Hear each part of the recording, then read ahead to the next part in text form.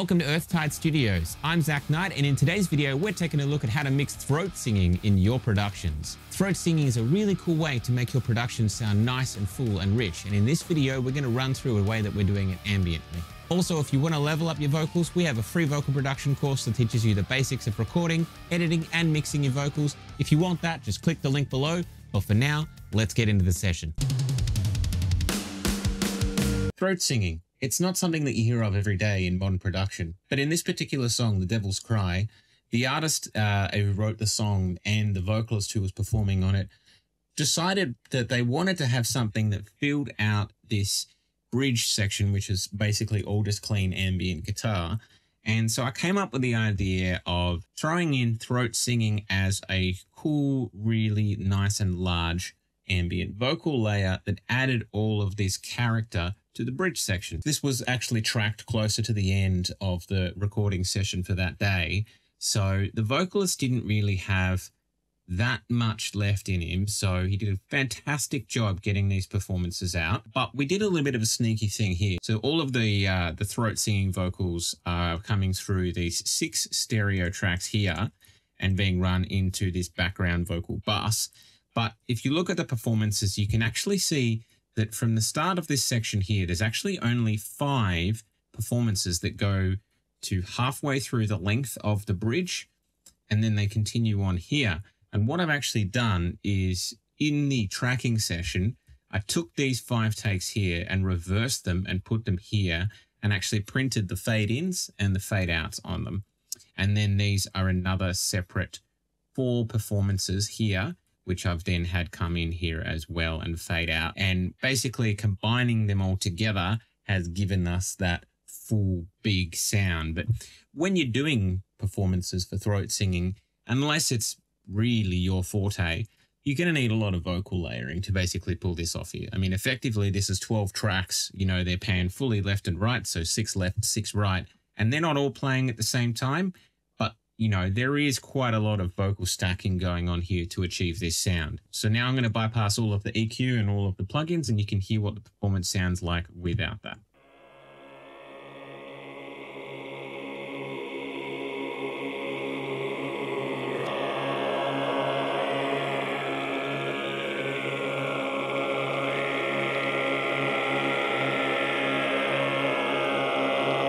So it's quite cool, but there's a lot of differences going on with that performance, obviously, and we're going to need to do a little bit of work to clean everything up and make it great for the final mix. So the first thing in the chain that I'm doing is EQ. Now, when I'm mixing these big group vocals, I really want to make sure that I've got them sitting right where they need to be, especially considering that there's so many of them and there's a lot of frequency build up across the board. So I'm actually rolling off the low end all the way up to 200 Hertz. And I'm also rolling the high end down at 12K. So we're just going to have a quick listen to what's going on with those two there with the high pass and the low pass filter.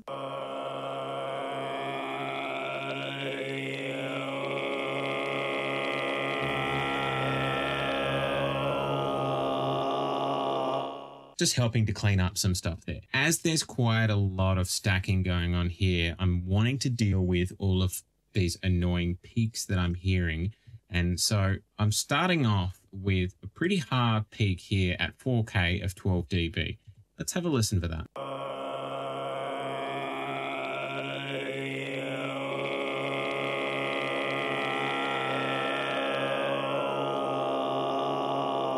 Next up, I'm also notching out 10 dB here at 1K.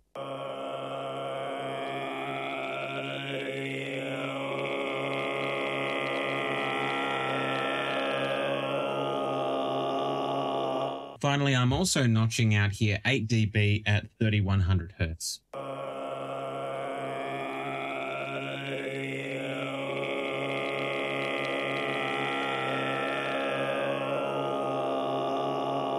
Now, it doesn't sound too obvious there on that one track, but keep in mind that there are 5 others with the same EQ running as well. So what I'm going to do is I'm going to play all of those tracks without that EQ and then all of them with.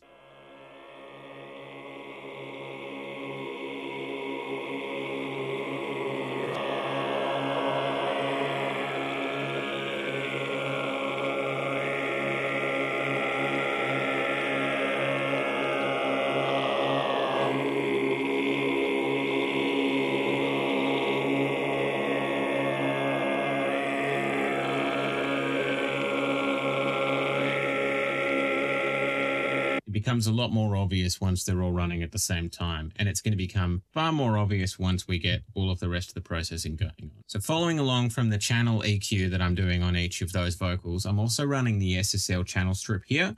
And I'm running it here, rolling off even more low end here at 200 and the high end at 13K here. Boosting a little bit of high end here, 2 dB at 7K. Cutting out a little bit of annoying mid-range here, 1.5 dB here at 1.5K. And I'm also boosting a little bit here at 800 Hertz, just boosting 0.5 dB. And there's a little bit of compression running on this as well here.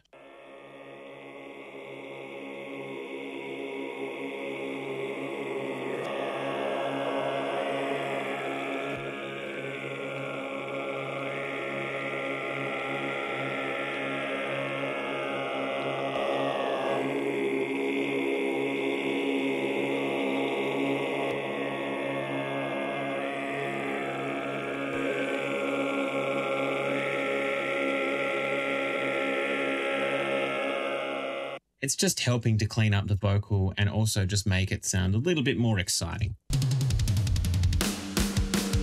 Next up in the chain is compression, and I'm doing the majority of the compression here with the CLA 76, the Blueface one here from Waves, and I'm using the in-your-face vocal preset here.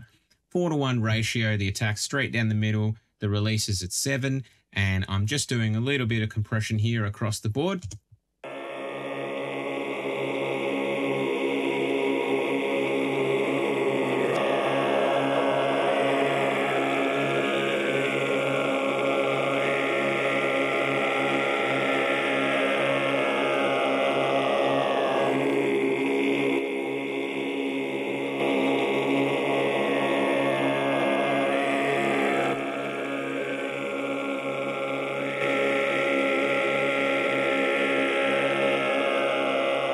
All it's really doing is evening up and just helping get all of those vocals to gel together as well. There is obviously a little bit of things going on there where one of the sides dips out and the other one comes in. But once the vocal is actually sitting where it needs to be in the mix, you'll see just how dramatic it's all going to work together. So next up, I'm running the Waves L1 limiter and just doing a little bit of limiting here. Just really grabbing a couple of dB here to do some attenuation across the board, nothing crazy.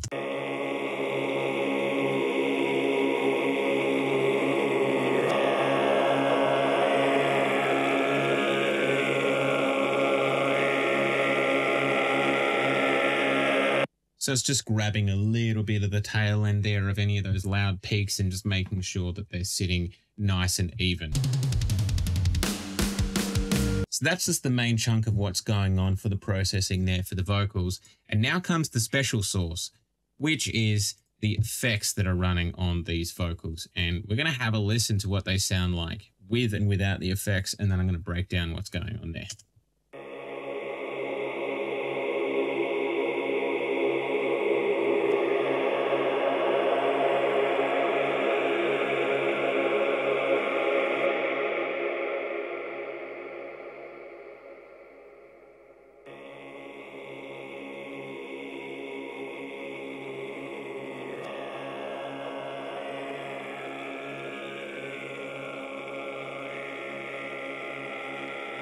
That is a stark difference. And as much as we did all of that work before to clean up the vocal, really this is where it's all going to shine. This is where you're getting that huge, big, ambient, full sound that you're wanting to get out of these vocals.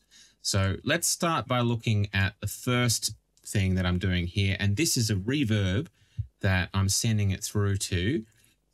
Which just happens to be Valhalla Room. I've got this on the big vocal halls preset here. I've pushed it all the way up to 8.17 seconds, rolled off the high end at 8K, and then I'm running FabFilter Pro Q2 after this as well, where I've got 391 Hertz being rolled off there with a low cut at 12 dB an octave, and rolling off the high end there at 6K. Let's have a listen to what this reverb's doing.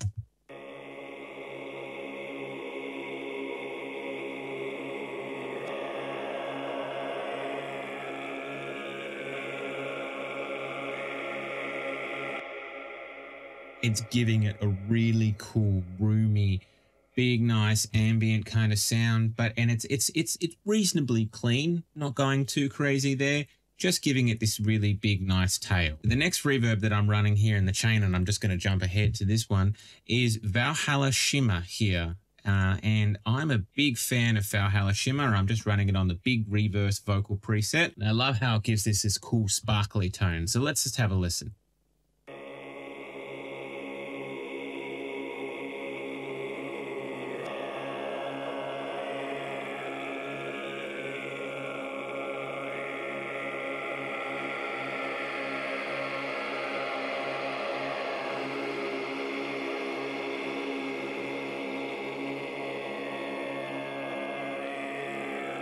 As you can hear, when you push it up there, it gets really, really intense, hence the reason why I've got it sitting here at minus 25 dB on the send. And the last thing in the chain that is doing, honestly, the majority of the work and making this super, super special is one of my favorite reverb plugins.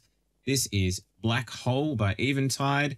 I've made this preset here. Please feel free to screenshot, take a copy of it, copy it down and use it. I do not care. It's incredible. You can push it really, really far and it still sounds great. This has got a huge, huge sound to it. And I've got this running really, really, really large size-wise. And after that, I am just rolling off the low end here at 200 Hertz with a low cut of 12 dB an octave. And I'm also rolling off the high end at 6.1K at 12 dB an octave. Let's hear what Black Hole is doing.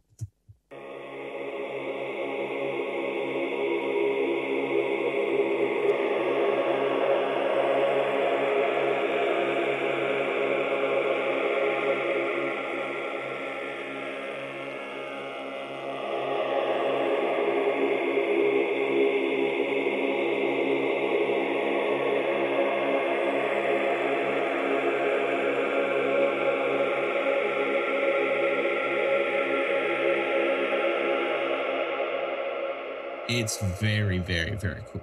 I'm just in love with the way this plugin sounds, honestly. One special thing that I do want to note as well, the way that I'm achieving this extra huge, big ambient sound with Black Hole is by making sure that I'm sending the vocal pre-fader to the reverb. So, quick tip, if you are wanting to create a super huge ambient reverb on any plugin, it doesn't have to be Black Hole, it could be anything that you want. Just make sure that whatever big vocal stack that you're using, you're sending that pre-fader. The way that I'm doing that here on Cubase is I'm just clicking this here and making sure that it is pre-fader. So this is pre-fader here, and I'm making sure it's just a bit louder than normal. So normally I wouldn't have it this loud, but obviously you can see I've got it here at minus 15. So I'll show you what it sounds like without a pre-fader.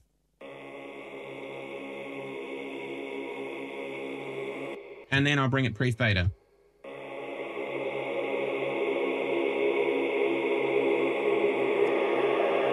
That kicks Ellis. So there you go. Another really cool, large ambient vocal texture that you can use in your productions. It's a bit of a unique one, and I'd love to hear whether or not you've been using anything like this or any other unique vocal techniques recently. Throw a comment below and let me know. And don't forget about our free vocal production course as well. But for now, take it easy. Burn it down and bring the reaper. I'll carve a world to bring you back.